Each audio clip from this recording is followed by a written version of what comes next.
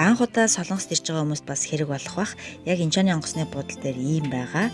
За ингээд энэгээр явж нэвтрээд тэгээд хилээр орох шар бичгээ бүглэнэ. За энийг онгоцон дотор өгдөг эсвэл одоо өгч амжааг байх юм бол эндээс аваад өгнө. Аль дуртай хэлээрээ ерөнхийдөө англи хэлээр аваад тэгээд бүглэн. Энэ дээр огмэр за Монгол руу гэдгийг авчиад төрсөн онсоор за мөн одоо ямар ажиллаар явж байгаа зорилгоо бичнэ. Мэдээж аяллаар явж байгаа хүмүүс аялал гэж бичнэ. За тэгээд энэ дээр одоо хаягаа бол маш тодорхой бичих хэрэгтэй. Айлын хаяг бичих юм бол айлын хаягаа утасны дугаартай. Тэгээд тэр айлтаа бас уучнаа сайн мэддэг дээрээ тэр айл руу шаардлагатай утсаар холбогддог учраас утсаа авахгүй байж болохгүй.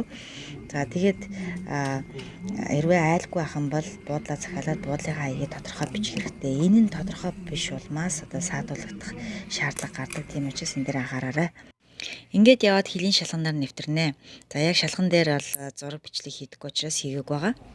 За ингээд шалганаасаа гараад ийм самбар байгаа.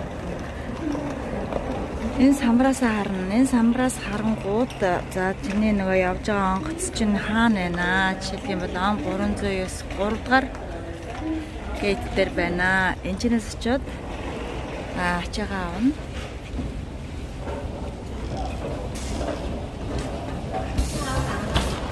Đâu tận nào.